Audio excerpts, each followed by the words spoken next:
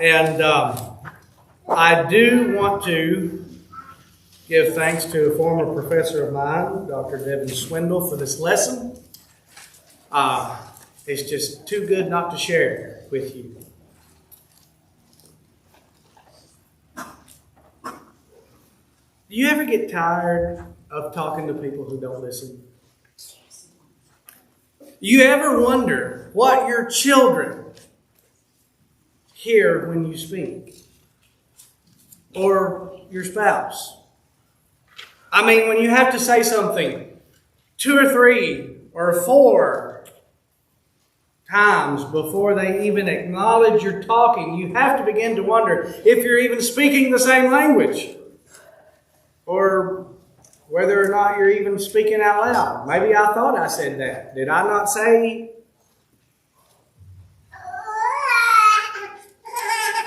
Julie and I have been married for 22 years come December. And in those years, I've learned a lot about communication. I have learned that, are you even listening to me? Is the weirdest way for a wife to start a conversation. Maybe you've had a similar thought. I'm sure that Jesus did. I know Jesus had to wonder if anybody was really listening. He had been speaking plainly about his messianic ministry, about what it was going to require. It was going to require that he suffer, die, and be raised. He made it abundantly clear that if you're going to follow me, there's going to be a cross in your future. But up to this point, the disciples they'd either been unable or unwilling to listen, to hear.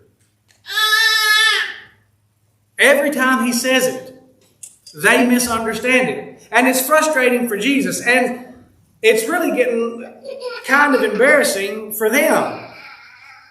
Like here in Matthew chapter 18. Jesus has just predicted his passion for the second time.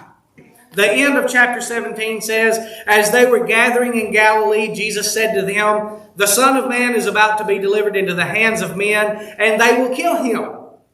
And he will be raised on the 3rd day. And Matthew tells us that they were greatly distressed. And I think I understand why they were distressed. Because, you see, in their mind, Jesus of Nazareth was the Messiah. And they have all jumped on the Messianic bandwagon, and they're going to ride it all the way into Jerusalem, straight into a revolution. And they're going to be part of it. But the closer they get to Jerusalem, the more Jesus begins to talk about suffering and death and resurrection, and they just don't understand it. They want to. They really do. They want to be prepared. And so, in chapter 18, they approached Jesus with a question. At that time, the disciples came to Jesus saying, who is the greatest in the kingdom of heaven? And you've got to hear this in their anticipation of revolution and in Jesus' anticipation of execution. What they're really asking is this. Who's going to be in charge if you do die? That's the real question that the disciples want to know. Which one of us is going to step up and take that presidential oath of office and lead this movement into the future? Who's going to lead the kingdom in the event of your untimely demise? And of course, you know Peter has to step up first and think that he deserves it more than any. He called me out on the water. He called me a rock. And he said he's going to build the whole movement. It's all going to be built on me. To which, James and John have to, you can almost hear the wind as they whip their head around to Peter and say, yeah, he called you Satan too. Well, what about Matthew? What about Simon the Zealot? They're the political players in this group. What about Bartholomew? Nobody would suspect Bartholomew. Everybody underestimates Bartholomew. We kind of forget about him. They all want to know who's going to be in charge. And this question, who is the greatest, is about power and position in relation to each other. And Jesus proceeds to, as Dan pointed out in class, Jesus proceeds to put them in their place. And calling to him a child, he put him in the midst of them and said, truly I say to you, unless you turn and become like children, you will never enter the kingdom of heaven. Whoever humbles himself like this child is the greatest in the kingdom of heaven. What is it about this child that is so worthy of emulation? Well, words like purity, innocence come to mind. Maybe even, like Kit pointed out, maybe even dependence. But that's really not what Jesus is talking about here. Here's the deal. The disciples are arguing about power and position. That's the whole essence behind this, who's the greatest in the kingdom. So Jesus responds to them by putting before them one who has absolutely no power and no position. And he says, if you want to be great, be like this. In Jesus' world, a child had no status in society, and he had no expectation of such. So Jesus says, if you want to be great, accept this status. Accept that you have no status. That's your status. You want to be great?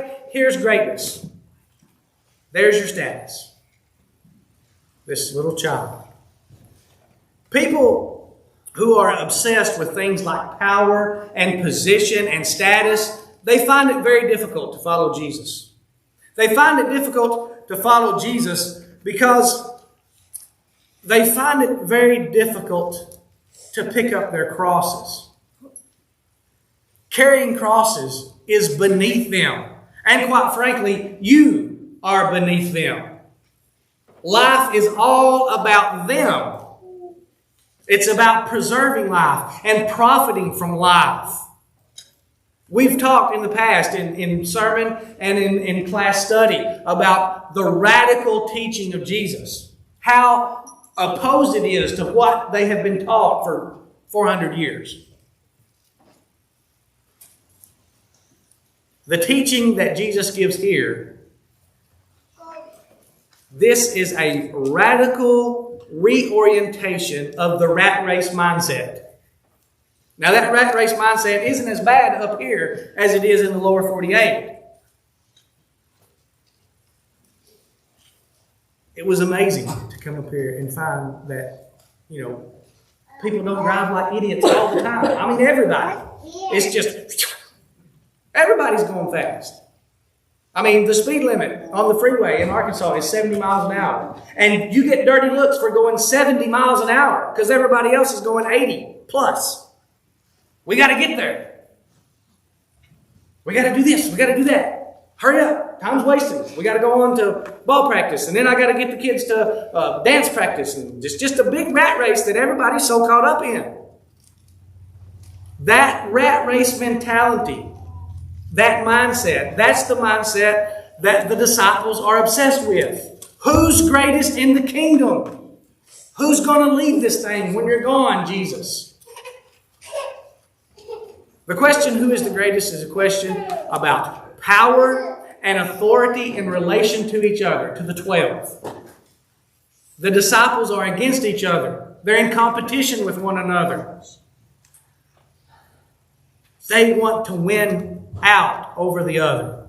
And maybe they're just a little bit more like Judas than they really want to admit. Maybe, like Judas, they're likely to do whatever it takes, whatever they have to do in order to get what they want.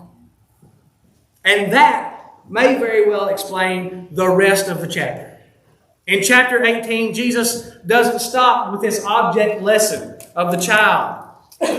Matthew 18 is the fourth of 5 teaching discourses in the book of Matthew. Like the Gospel of John, being centered around 7 signs that are given to establish Jesus as the Christ.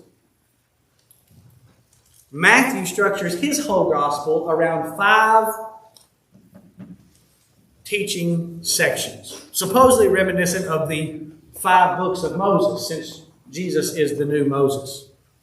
In this teaching section, he presents how to get along as disciples.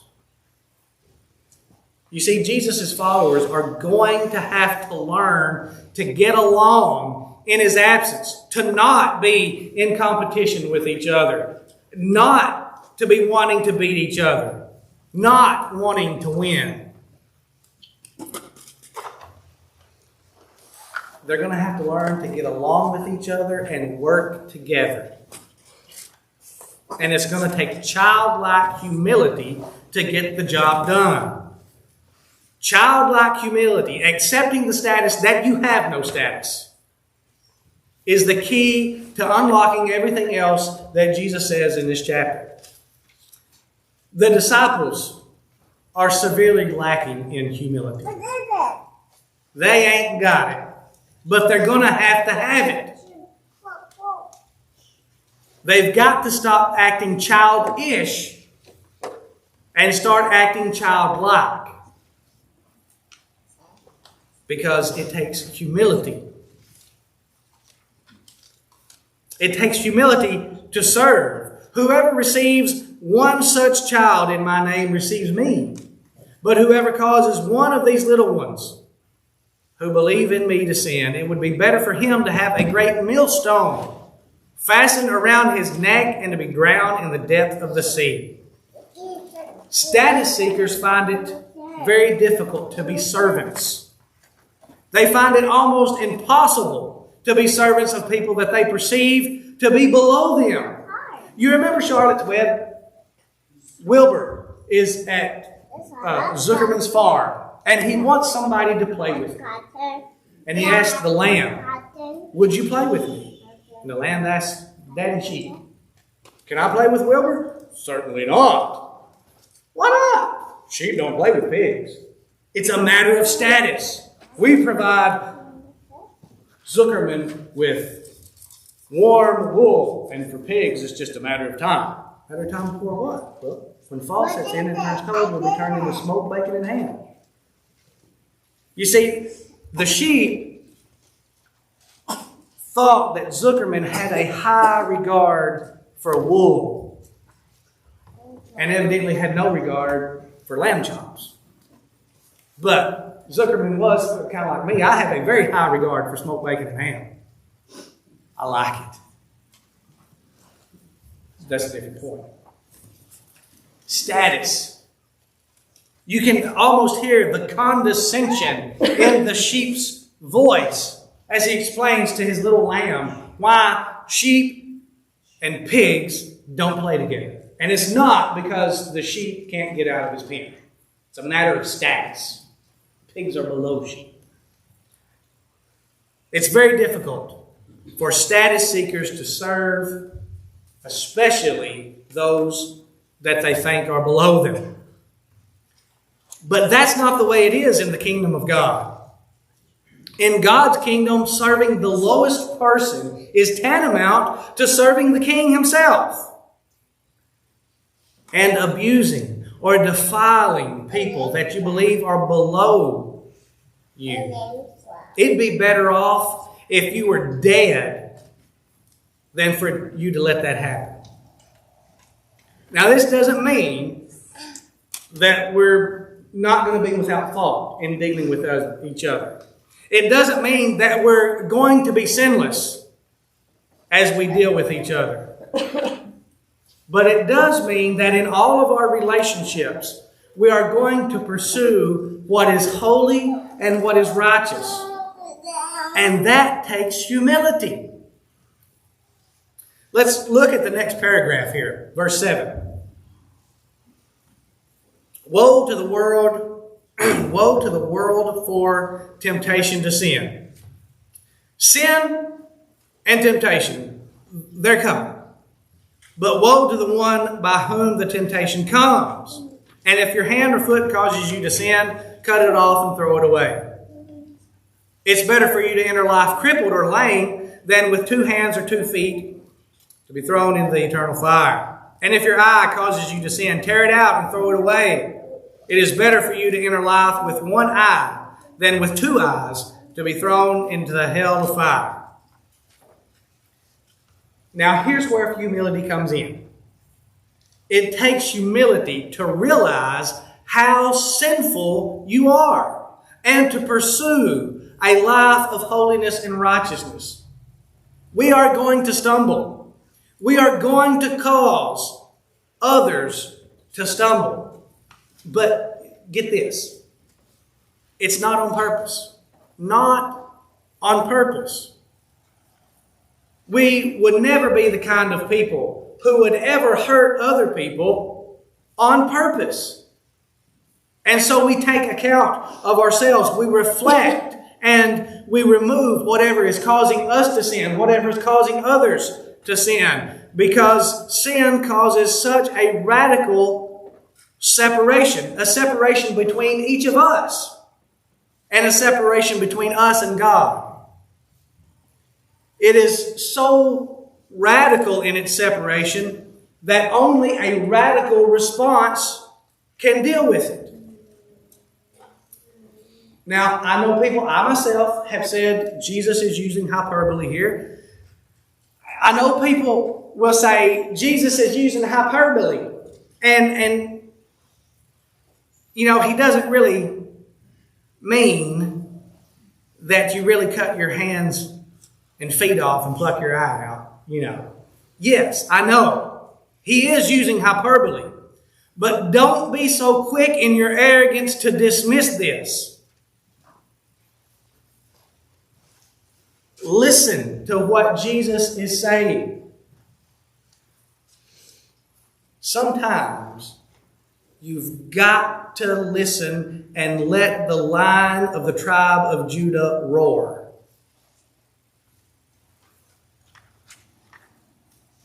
It takes humility to confess that you're wrong and to realize that you've done wrong. What if you've already done wrong? What if you've already caused one to stumble? What do? Well, if you've already hurt one of these little ones, it takes humility to reconcile. Look at verse 10. See that you do not despise one of these little ones, for I tell you that in heaven their angels always see the face of my Father who is in heaven. Truthfully and honestly, I don't know what that means. I've got some ideas. I don't know what it means. And frankly, Bible commentators don't really know what that means. Is it guardian angels? It may be. But I don't know. But verse 12, what do you think? If a man has 100 sheep and one of them has gone astray, does he not leave the 99 on the mountains and go in search of that one that went away? And if he finds it, truly I say to you, he rejoices over it more than over the 99 that never went astray. So it is not the will of my Father who is in heaven that one of these little ones should perish. If your attitudes and actions have caused even one of the sheep to stray from the flock, then you have an obligation to go seek and save the lost. Build a bridge and get over it. Pull a Elsa and let it go. Whatever you have to do, just get over yourself and go in pursuit. God doesn't even want one to be lost. Even the littlest one, even the weakest one. We've got to go get them and bring them back. But that's not all, if I'm reading Jesus correctly. Here he says there are actually obligations on both sides of this offense. Look at verse 15.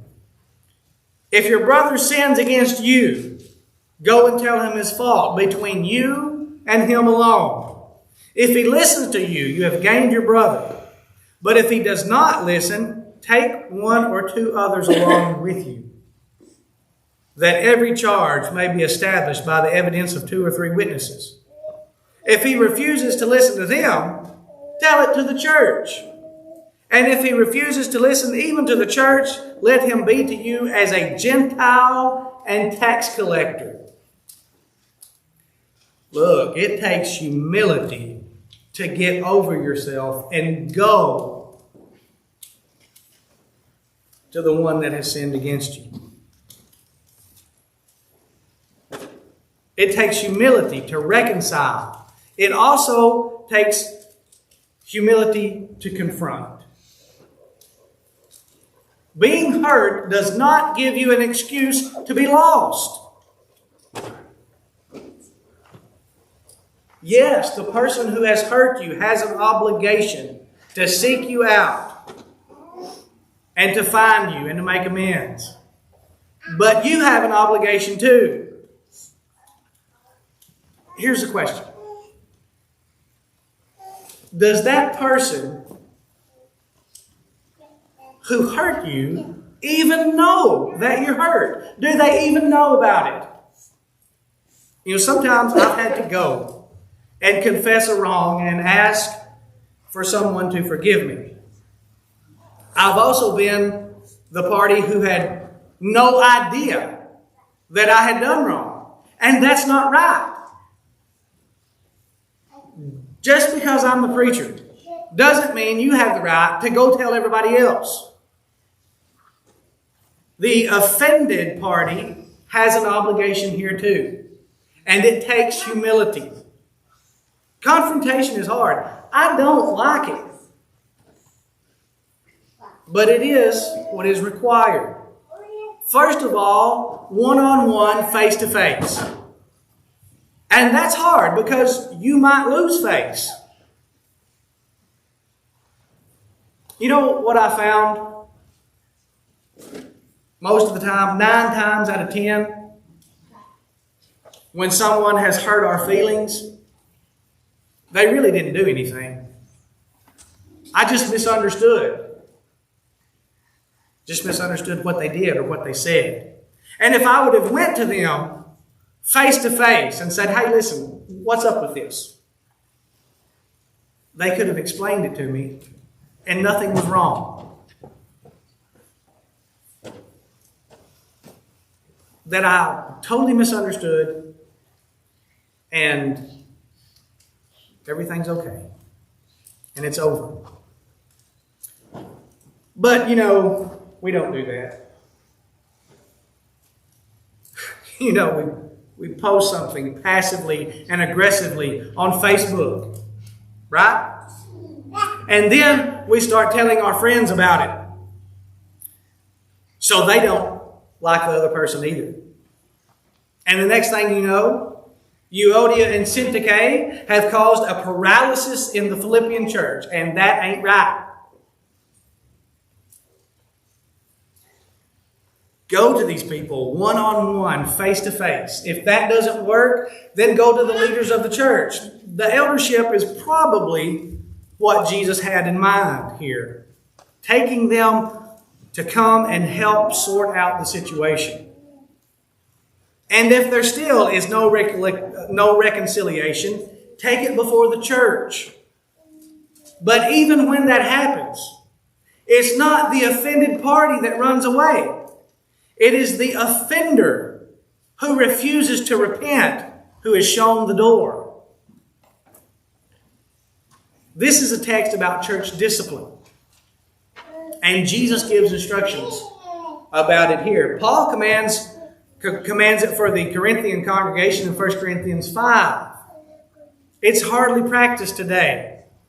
It's much easier either to ignore the problem or run away if you have been offended, or run off to another congregation down the road if you are the offender.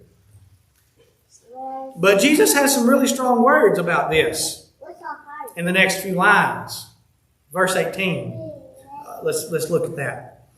Truly I say to you, whatever you bind on earth shall be bound in heaven, and whatever you loose on earth shall be loosed in heaven. Again I say to you, if you agree on earth about if two of you agree on earth about anything they ask, it will be done for them by my Father in heaven. For where two or three are gathered in my name, there am I among them. Church, this is not a text about where two or three are gathered to worship. It is a text about conflict resolution. This is a text about church discipline. It's a text about the binding that accompanies church discipline once practiced. It's not as simple as going to the church down the road that's none the wiser about who you are or what you've done. That doesn't work, even on the peninsula. It doesn't work. Church discipline is something that must be practiced with a great deal of humility and must be responded to with a great deal of humility. It takes humility to be in relationships. It takes humility to fix relationships. It takes humility to reconcile and to confront and to confess. And then when all that happens, it takes humility to forgive. Then Peter came up and said to him, Lord, how often shall I put up with this nonsense? As many as 7 times? Jesus said to him, I do not say to you 7 times, but 77 times. You know, really, it's hard to let go of what has hurt you. We want to make demands. We want to be probationary. And we want to be vigilant. We want to be hyper vigilant in case they do it again. Jesus says you can't do any of that. Jesus says you have to forgive as many times as necessary, of as much as necessary. But what if they don't mean it? Well, how do you know they don't mean it? And even if they don't, that's between them and God. You forgive them. Well, what if they don't really change? I didn't. Did you read any stipulation here? I don't see a caveat anywhere in this. Anywhere in this text. You forgive as much as possible and of as much as is necessary, because Jesus says that's the way God deals with you. Look at the parable that ends the chapter. Therefore, the kingdom of heaven may be compared to a king who wished to settle his accounts with his servants. When he began to settle, one was brought to him who owed him 10,000 talents, millions of dollars. And since he could not pay, his master ordered him to be sold with his wife and children and all that he had, and payment be made. So the servant fell on his knees, imploring him, have patience with me, and I will pay you everything. And out of pity for him, the master of that servant released him and forgave him the debt.